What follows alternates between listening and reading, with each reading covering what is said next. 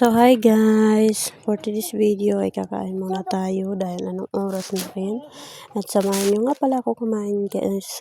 At habang nga pala kumakain ako dyan, nandyan din si Bibi naghihingi ng ulam. Kahit kakatapos lang nila kumain ng ate niya ay nanghingi pa rin siya ng ulam. Ganyan naman talaga ang mga bata, kahit kakatapos lang kumain ay naghihingi pa rin talaga. At yan nga pala guys, ay dyan sa tirahan namin na yan ay hindi nga rin namin yan. Dahil wala kaming sariling bahay, nakikitira lang kami sa biyanan ko. Ito nga pala yung tinitirhan namin ay dating bodega yan. Kaso nga ay wala kami ibang pagtirahan, kaya yan na lang. Linis ng biyanan ko sa amin para may pagtirahan kami. Umuuna nga lang din kami kahit masikip itong bahay na ito kasi nga wala kaming pera na pagpagawa ng bahay at wala rin naman talaga kami pagtitirahan. Pero okay lang kasi sa amin to kahit masikip, at least may pagtitirahan kami at may matutulugan yung mga anak namin at hindi kami pag-alagala na lang sa kung saan.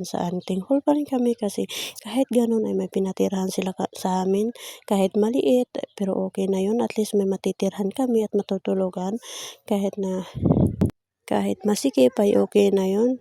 Importante meron. Yun naman talaga ang importante sa buhay ay maging thankful tayo kung anong meron. Na nga pala, patapos na akong kumain at ayan, dumating din si ate niya dahil naghihingi kasi gutom din daw siya at kakain din daw siya ulit kasi kulang daw yung kinain niya.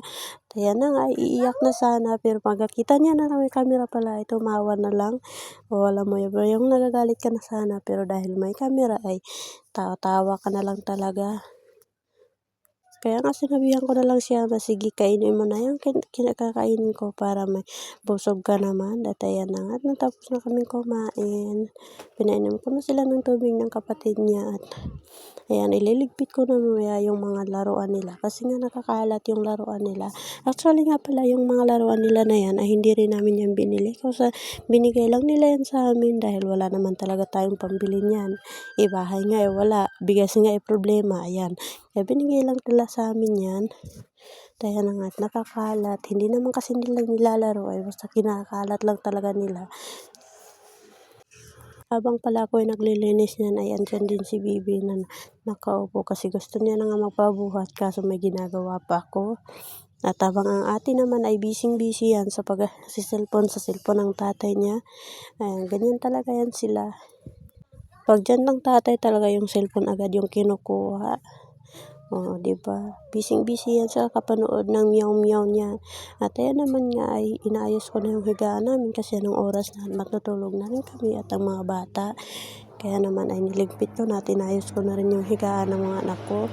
Kasi nga napakagulo kasi ng higaan namin dahil yung higaan namin ay dyan din sila naglalaro dahil nga masikip tirahan namin ay kaya naman hinahayaan ko na lang silang maglaro sa higaan namin.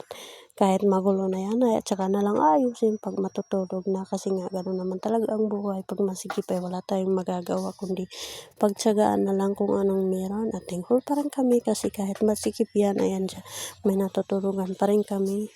Kaysa naman wala kaming matirahan at mas kawawa kami pag wala kaming matirahan. Kaya thankful pa rin kami kasi mayroon yan. Ang una ko nga palang inayos dyan ay yung higaan ng mag-ama. Dyan sa baba kasi sila natutulog kasi nga ayaw rin naman ni ate nakatabi ako dahil ang tatay niyang gusto niyang makatabi sa pagtulog dahil daddy's girl nga yan. Kaya naman hinahayaan ko na lang sila na dyan sila matulog sa baba kasi yan din naman ang gusto ng tatay nila. Kasi masikip daw pag nasa higaan kami lahat matulog dahil nga sa malaki din ang tatay nila kaya naman masikip talaga.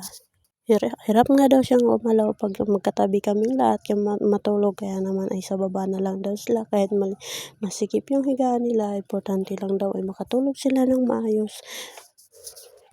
Ang importante daw hindi sila mahirapan gumalaw dahil nga sa pag kami ang magkatabi lahat ay masikip naman kasi apat kami at siyempre malaki ang tatay nila kaya nahihirapan talagang gumalaw. O ayan na nga, patapos na akong gumawa sa mga ginagawa ko. Ayan si ate ay busy nanonood ng cellphone. Ayan o. Busy si kumare. At ayan nga pala dyan sa baba na yan, yung inayos ko na yan. Dyan matutulog yung dalawa. Ayan nga si Bibi. Naglalaro ng pangbabae. Laro ng ate niya yung hiling niyang laruin. Iwan ko ba talaga kung lalaki yan o babae. Charot. Huwag ka naman sanang magbakla, baby. Diyan sila matutulog, guys. Diyan. O diba, nakatambak yung mga gamit namin dahil